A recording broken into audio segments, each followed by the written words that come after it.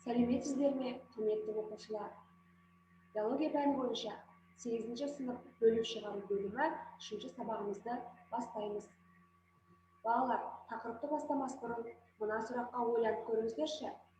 Жаздың ыстық күнінде және қыстың суық күнінде адамда қандай өзгерістер байқалады? Әрине, дұрыс айтасыздар. Жазда біз терлейміз, ал қыста жаураймыз. Демек, терілеу арқылы ағза салқындайды. Орта температурасы жоғарылағанда теріде қан тамырлары кеңейіп, қан айналымы жылдамдаудың нәтижесінде ағза жылуды сыртқа шығарады. Ал суықта, керісінше, терідегі қан тамырлар тарылып, ағзадағы жылу сыртқа шығарылмай сақталады. Балалар, осы үдерістердің барлығы не арқылы жүзеге асады? Әрине, тері арқылы. Демек, балалар, бүгінгі тақырыбымыз не туралы болмақ? Дұрыс айтасыздар. Тері, яғни терінің құрылысы мен маңызы туралы болады. Оқу мақсатымыз терінің құрылысы мен оның бөліп шығарудағы маңызын сипаттау. Балалар, жалпы тері ол адамның сыртқы жабын қабаты. Ол 3 бөлімнен тұрады: эпидермис, дерма және шел асты май қабаты. Эпидермис өлі және тірі жасушалардан тұрады, ал дерма қабатында қан тамырлар, тері бездері, май бездері, рецепторлар, шаш фолликуласы, тырнақ түбірі орналасса, ал шел асты май қабаты май ұлпасынан тұрады екен. Сыртқы қабат, оны біз эпидермис деп атаймыз. Терінің эпидермис қабаты көп қабатты жалпақ эпителий, яғни жабын ұлпасынан тұрады. Оның қалыңдығы атқаратын қызметіне байланысты түрліше болады. Мысалы, үнемі механикалық күш түсетін алақан табанда эпидермис едәуір қалың болады. Ал көкіректе, құрсақта, санда, білекте, мойында эпидермис қабаты жұқа келеді. Эпидермис қабатының өзі мүйізді және өсуші қабат деп бөлінеді. Мүйізді қабат бұл қабаттағы тіршілігін жойған жасушалар қайызғақ түрінде үнемі түлеп түсіп отырады. Қайызғақ көбінесе шаштың арасынан анық байқалады. Эпидермистің мүйізді қабаты теріні сыртқы ортаның зиянды әсерлерінен қорғайды. Ауру қоздырушы ағзаларды өткізбейді. Мүйізді қабаттан шаш, тырнақ, түктер пайда болады. Ал эпидермистің екінші қабаты, яғни ішкі қабаты өсуші қабат деп аталады. Бұл қабатта бірқатар тірі жасушалар орналасқан. Ондағы жасушалардың үнемі бөлінуі тері қалпына келуін қамтамасыз етеді. Өсуші қабаттағы жасушалардың бөлініп көбеюі тырнақтардың да, түктердің де өсуіне септігін тигізеді екен. Шаш, түк, тырнақ, бұның барлығы терінің түзінділері. Шаш, түктер алақанда, табанда және кілегейлі қабықшадан басқа адамның барлық денесінде болады екен. Олар терінің бетінде көлбеу орналасқан. Әрбір шаш түктің түбірі мен өзегі болады. Түбір түк қалтасында орналасқан. Ал тырнақ та терінің түзінділеріне жатады. Ол жұқа мүйізденген пластинка болып келеді. Ол тырнақ ернеуінде орналасқан және дәнекер ұлпаны талшықтар арқылы саусақтың тырнақ буынымен тығыз байланысқан. Тырнақ саусақ басын зақымданудан сақтайды. Терінің екінші қабаты, яғни нағыз дерма қабаты деп аталады. Дерма тері деген ұғымды білдіреді, сондықтан да тері ауруларын емдейтін дәрігерді дерматолог деп атаймыз. Терінің дерма қабаты дәнекер ұлпадан түзілген. Оның қалыңдығы 1-2,5 мм құрайды. Бұл қабатта қан, лимфа тамырлары, жүйке талшықтары жиі орналасқан. Терінің 1 см шаршы бөлігінде 50 ауырсыну рецепторы, 12 суықты сезетін және 1-2 жылуды сезетін рецепторлар орналасқан. Дерманың өзі 2 қабатқа бөлінеді. Яғни эпидермиске жанаса орналасқан сыртқы қабатын емізікшелі қабат, ал ішкі жағын торлы қабат дейді. Дерманың емізікшелі қабаты тығыз талшықты дәнекер ұлпадан тұрады. Бұл қабатта қан тамырлар, лимфа тамырлары, жүйке талшықтары өте жиі орналасқан. Эпидермисті қажетті қоректі заттармен осы қабат қамтамасыз етеді. Еміздікшелі қабаттағы тарақ, еміздік тәрізді өсінділерге байланысты әр адам терісінің сыртқы бедері түрлі болады. Яғни саусақ іздері әртүрлі келеді.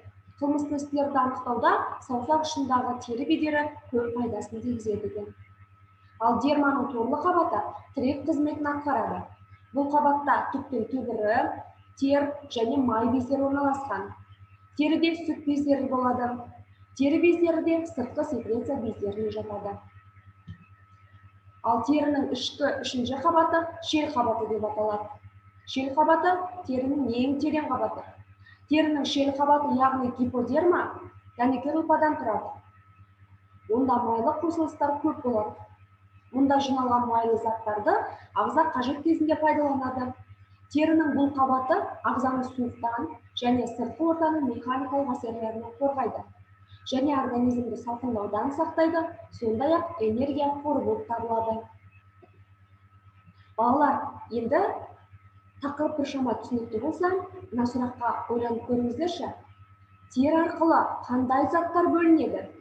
Және тері арқылы бөліп шығарудың ағза үшін маңызы неде?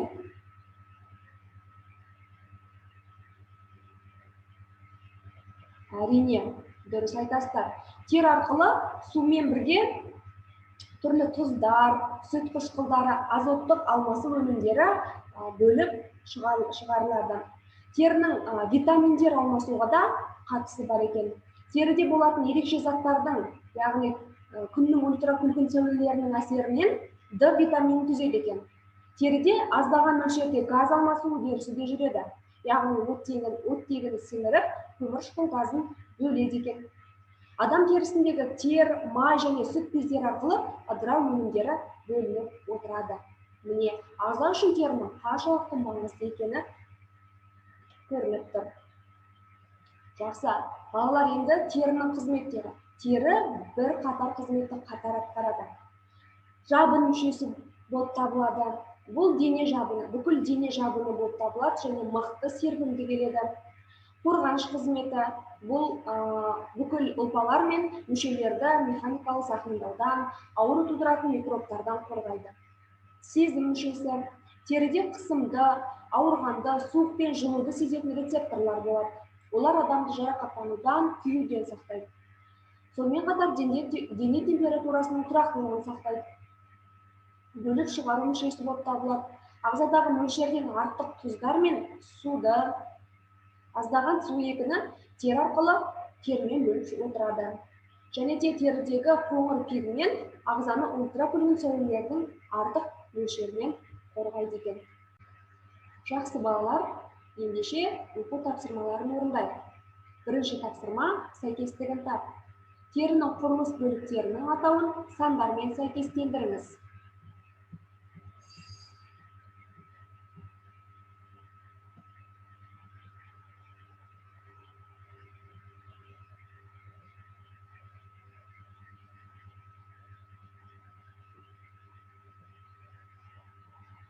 Жақсы, балалар, енді өзіміздің орындаған тапсырмамызды дұрыс жауаппен тексерейік. 1. Бізде май бездері, 2. Түк, 3. Эпидермис, 4. Жүйке талшығы, 5.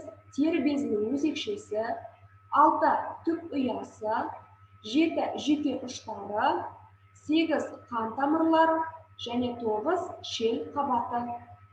Жарайсыздар балалар. Енді екінші тапсырмаға көшейік. Терінің қызметтері көрсетіліп тұрған сандарды іріктеңіз.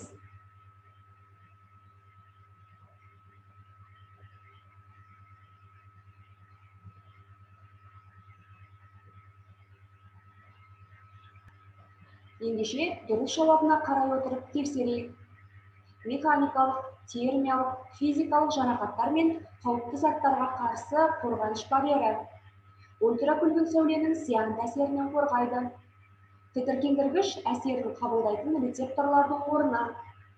Температура өзгерісі мен жанасуды сезетін сезім мүшесі. Тұз, көмірқышқыл газы, су бөлінетін бөліп шығару мүшесі. Температураны реттеуге қатысады. Жарайсыздар. Барлықтарыңыз бұл тапсырманы еш қиындықсыз орындадыңыздар. Бүгін балалар біз терінің құрылысы мен оның бөліп шығарудағы маңызын сипаттадық. Ендеше 4 терезе әдісі бойынша бүгінгі сабағымыздың маңызды болған, қиын болған, қызықты болған және жеткіліксіз болған тұстарын кері байланыс ретінде берулеріңізді сұраймын. Қосымша ақпараттарды осы сілтемелерден ала аласыздар. Сабағымыз аяқталды. Сау болыңыздар.